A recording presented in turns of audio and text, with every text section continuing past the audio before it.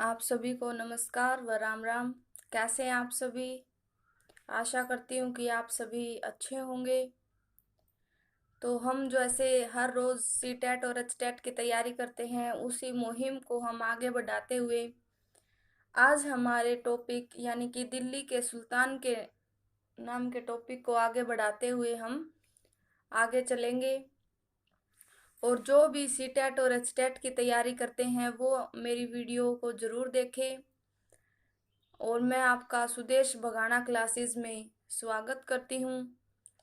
यदि आपको वीडियो पसंद आए तो लाइक ज़रूर करना, शेयर करना, सब्सक्राइब, कमेंट करना। दोस्तों, आपको पता है मैं बिल्कुल प्योर एनसीईआरटी से एसएसटी करवाती हूँ, जो कि सीटेट और एचटेट में बिल्कुल यहीं से आता है। आपको ना ही कोई बड़ी बड़ी पब्लिकेशन की बुक्स खरीदने की आवश्यकता, ना कुछ ज़्यादा स्टडी करने की आवश्यकता। यदि आप मेरे द्वारा बताए हुए नोट्स को ध्यान से सुन लेते हैं, पढ़ लेते हैं और कुछ जो इम्पोर्टेंट बातें हैं उनको कॉपी में लिख लेते हैं, तो आपको ज़्यादा भाग दौड़ करने की आवश्यकता नहीं है। आप बहुत ही इजली सीटेट एचटेट कवर कर लोगे। तो चलिए दोस्तों, अब हम अपने टॉपिक दिल्ली के सुल्तान लेसन नंबर 3 पर चलते हैं। देखिए, दिल्ली शहर है ना, आज कितना विशाल शहर बन गया है। लेकिन इसका 12वीं शताब्दी में ही महत्व बढ़ा था। उससे पहले तो कोलकाता का महत्व था। फिर क्या हुआ? सर्वप्रथम तोमरों को अजमेर के चौहानों ने परास्त कर दिया। किसने किसको परास्त कर दिया? तोमरों को अजमेर के चौहानों ने परास्त कर दिया। फिर 12वीं शताब्दी में क्या हुआ? दिल्ली एक वाणिज्य का महत्वपूर्ण केंद्र बन गया। अब ये क्वेश्चन अराइज होता है कि वाणिज्य क्या होता है? वाणिज्य होता है यानी कि व्यापारिक, जैसे कि फसलों का वहीं पर आगमन, यात्राएं, जहाजों का चलना, या फिर हेलीकॉप्टर, एरोप्लेन, रेल, बस, ट्रेन, ये सब वहां पर यानी कि वो उन क्रियाओं का केंद्र बन गया था। कब बन गया था? 12वीं शताब्दी में। और यहाँ पर कुछ जैन व्यापारी भी रहते थे, जो बहुत ही बड़े बड़े व्यापारी थे, वो यहाँ पर रहते थे और उन्होंने मंदिरों का निर्माण करवाया। जैन व्यापारियों ने किसका निर्माण करवाया? मंदिरों का। देखो, सीधी सी बात है, बनिया लोग होते हैं, क्या करते हैं? ज्यादा पूजा करते हैं, आराधना करते हैं। तो पूजा करने वाले लोग क्या बनवाएंगे? मंदिर बनवाएंगे। तो यह बात बिल्कुल सिंपल है, आप याद रख सकते हो। सीटेट में ऐसे क्वेश्चन आ सकता है कि 12वीं सदी में मंदिरों का निर्माण किसने करवाया? तो उसमें 4 ऑप्शन दे देंगे, उसमें एक जैन भी समाहित होगा। तो आप क्या करोगे? जैन व्यापारियों ने। ये यहाँ पर है ना, देहलीवाल कहे जाने वाले सिक्के डाले जाते थे। कौन से सिक्के डाले जाते थे? देहलीवाल। देखो दोस्तों, आप ये बहुत ही नोट करोगे कि मैं जो आपको बताती हूँ वो लाइन टू लाइन है, यानी कि ऐसे नहीं कि पूरी रामायण आपके सामने रख दी और फिर बोल दिया कि आप पढ़ लेना। जो वन लाइनर क्वेश्चन है वही मैं आपको करवाती हूँ, जिससे कि आपको याद रखने में आसानी हो। तो दिल्ली में क्या डाले जाते थे? देहलीवाल सिक्के। और ये बहुत ही प्रचलन में थे। प्रचलन क्या होता? चलन में, यानी कि इनका प्रयोग होता था। फिर 13वीं शताब्दी में दिल्ली सल्तनत की स्थापना हो गई। क्या हो गई? दिल्ली सल्तनत की स्थापना कब हो गई?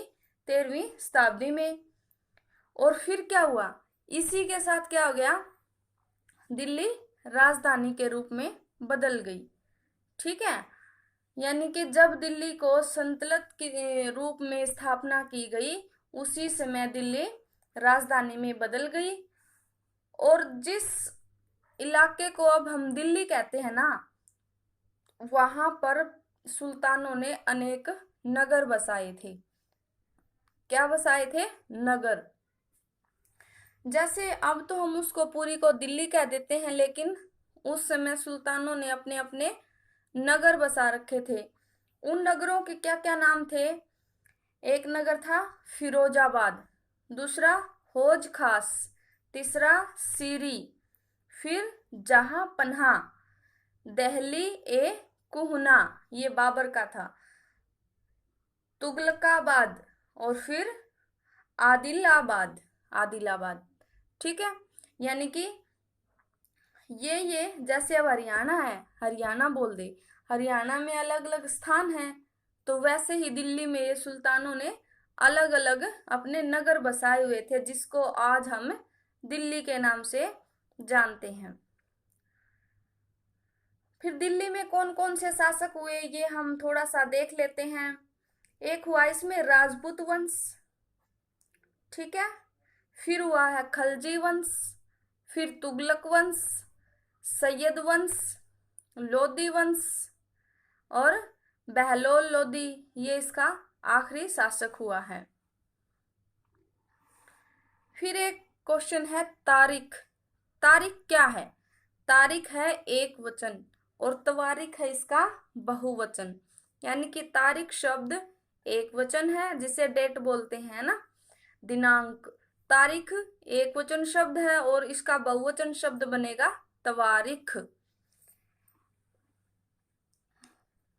13वीं सदी के एक इतिहासकार हुए हैं फक ए मुदबिर। 13वीं सदी के जो एक इतिहासकार हैं फख ए मुदबिर, उसने है ना न्याय चक्कर लिखा था। क्या लिखा था? न्याय चक्कर। और उस न्याय चक्कर में क्या बताया था कि राजा का काम है ना सैनिकों के बिना नहीं चलेगा। और फिर सैनिकों का किसके बिना नहीं चलेगा? वेतन के बिना काम नहीं चलेगा। और वेतन कहाँ से आता है? वेतन आता है किसानों से। तो फिर किसान कर कब देगा? किसान कर तभी देगा जब वो खुशहाल होगा। यानी कि उस न्याय चक्कर का मेन बात क्या थी कि हमें किसान को खुशहाल रखना चाहिए, जिससे कि सैनिकों को वेतन मिलेगा और राजा का काम सैनिकों से चलेगा।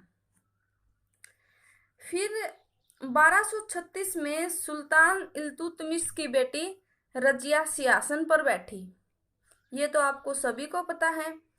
जो रजिया सुल्तान है वो 1236 में सिंहासन पर बैठ गई। और उस युग के जो इतिहासकार हैं मिन्हाज ए सिराज, मिन्हाज ए सिराज ने यह स्वीकार किया था कि रजिया सुल्तान अपने तीनों भाइयों से योग्य है शासन करने में, लेकिन उसको एक रानी के रूप में मान्यता नहीं दी थी, क्योंकि उससे पहले कोई भी मुस्लिम शासिका नहीं थी। ये एक रूढ़िवादिता थी, इसलिए मिन्हाज ए सिराज ने उसको एक रानी के रूप में मान्यता नहीं दी थी। और उसके जो दरबारी थे ना, रजिया सुल्तान के जो दरबारी थे, वो भी उसके शासन से खुश नहीं थे। और फिर क्या हुआ? 1240 में इनके आपसी द्वंद्वों में ही, यानी कि इसके भाइयों और रजिया सुल्तान के द्वंद्वों में इसका क्या करवा दिया गया था? कत्ल करवा दिया गया था। लेकिन एनसीईआरटी में ये नहीं लिखा हुआ है कि रजिया सुल्तान का कत्ल करवा दिया गया था। इसमें लिखा हुआ है कि 1240 में इसको सिंहासन से हटा दिया गया था। क्या कर दिया गया था? सिंहासन से हटा दिया गया था। फिर है कि रजिया के अलावा और भी रही हैं शासिका। कौन रही है? आंध्र प्रदेश के वारंगल क्षेत्र में काकतीय वंश में रुद्रमा देवी रही है। रुद्रमा देवी ये रही है, और जिसका व्यवहार रजिया से बिल्कुल भिन्न था, और यह अपने आप को एक पुरुष के समान मानती थी। और इसके अभिलेखों से पता चला है कि इसने अपने नाम को पुरुषों के समान नाम लिखवा के भ्रमित किया है। क्या किया है? आपका खुद का नाम इसने क्या लिखवाया है? पुरुषों के समान, यानी कि अपने नाम में कुछ फेर बदल करके पुरुषों के समान अपना नाम लिखवाकर इसने लोगों को भ्रमित किया है। फिर एक बहुत ही लोकप्रिय यानी कि लोगों की प्रिय रानी रही है रानी दीदा। ये है ना जम्मू कश्मीर की थी, ठीक है। और इसका नाम है ना दीदी यानी कि बड़ी बहन से पड़ा है। और जाहिर सी बात है आप समझ जाओगे कि दीदी राज्य के जो लोग हैं उन्होंने उसको दीदी क्यों कहा होगा, क्योंकि वो उससे बहुत ही स्नेह करते होंगे, इसलिए वो इसको दीदी कहते थे। और फिर दीदी से क्या बन गया, दीदा। इसका शासनकाल 980 से 1003 यानी कि इसने 980 से 1003 तक अपना शासन चलाया। यहाँ तक आपको समझ में आ गया होगा कि जो रजिया बेगम है और एक शासिका कौन है, रुदरमा है, और तीसरी कौन है, दीदा, रानी दीदा। फिर है दिल्ली सल्तनत का विस्तार यानी कि गैरिसन शहर। गैरिसन शहर कौन से होते हैं, जहां पर सेना की रक्षक टुकड़ियां होती हैं, उन्हें बोलते हैं गैरिसन शहर।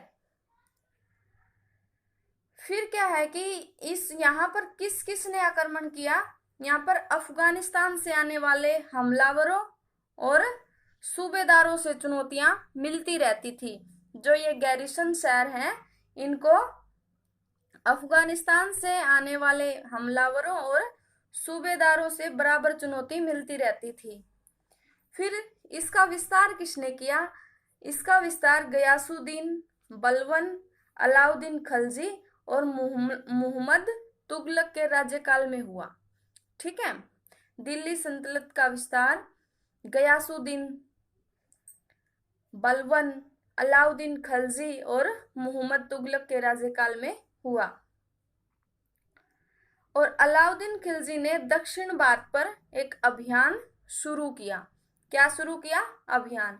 अब पूछ लिया जाए कि दक्षिण भारत पर अभियान किसने शुरू किया था, ये शुरू किया था अलाउद्दीन खिलजी ने।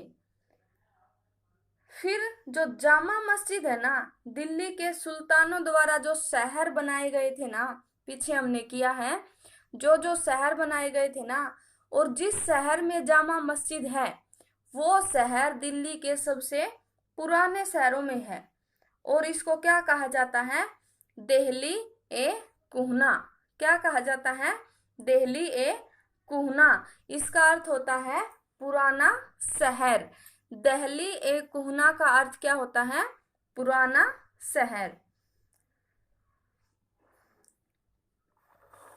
फिर जो मस्जिद है ना वहां पे, वो इल्तुतमिश व अलाउद्दीन खिलजी ने उसका विस्तार किया था। यानी कि जो उस मस्जिद का विस्तार किसने किया, इल्तुतमिश व अलाउद्दीन खिलजी ने। और जो कुतुब मीनार है ना, वो 3 सुल्तानों ने उसका निर्माण करवाया था, कुतुबुद्दीन ऐबक, इल्तुतमिश और फिरोज शाह तुगलक। यानी कि जो कुतुबुद्दीन ऐबक, इल्तुतमिश और फिरोज शाह तुगलक ने कुतुब मीनार बनवाई थी। और जो मस्जिद है उसको इल्तुतमिश व अलाउद्दीन खिलजी ने उसका विस्तार किया था। फिर हम जानेंगे कि मस्जिद शब्द क्या है, कैसे है और क्यों है। देखो ये एक अरबी भाषा का शब्द है मस्जिद, और इसका अर्थ होता है कि वह स्थान जहां पर मुसलमान अल्लाह की आराधना या प्रार्थना करते हैं, या फिर जहां पर नमाज पढ़ते हैं। मुसलमान क्या पढ़ते हैं, नमाज। और इनके नमाज पढ़ने के लिए एक इमाम होता है। इमाम किसे बोलते हैं, ये नेता को क्या होता है, इमाम। और इस इमाम का ये चुनाव करते हैं, यानी कि इस इमाम को चुना जाता है। और यह इमाम शुक्रवार को धर्म उपदेश भी देता है, जिसे खुतबा बोलते हैं। क्या बोलते हैं, धर्म उपदेश को खुतबा। और ये है ना पश्चिम की तरफ मुंह करते हैं, यानी कि पश्चिम की तरफ क्या पड़ता है? मक्का। यानी कि जब ये नमाज पढ़ते हैं तो मक्का की तरफ मुंह करके खड़े होते हैं, और मक्का कहाँ पड़ता है? पश्चिम की तरफ।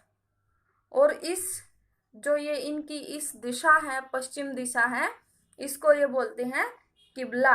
क्या बोलते हैं? किबला। यानी कि क्या बोलते हैं कि भाई किबला की तरफ मुंह करके खड़े हो जाओ, अब नमाज शुरू होगी। ठीक है दोस्तों, देखो मैंने जो जो करवाया है वो बहुत ही इम्पोर्टेंट है, और आप उसको आपकी कॉपी में या फिर ऐसे ही बार बार सुनते रहें और याद करते रहें, जिससे कि आपको सीटेट में बहुत ही सहायता मिलेगी। इसलिए आज हम सिर्फ इतना ही करेंगे, और आगे हम कल मिलेंगे नई वीडियो के साथ और आगे वाले टॉपिक के साथ। ठीक है, यदि आपको मेरी वीडियो पसंद आई है, लाइक करें, शेयर करें, सब्सक्राइब, कमेंट सब कर देना, और आप है ना मेरे साथ ऐसे ही बने रहिए।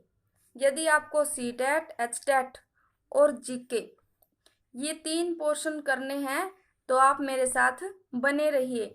मैं आपको ये बताती हूँ कि यदि आप मेरी हर वीडियो को देखते रहे तो आपको सीटेट, एचटेट और जीके के पोर्शन में कोई भी समस्या नहीं होगी।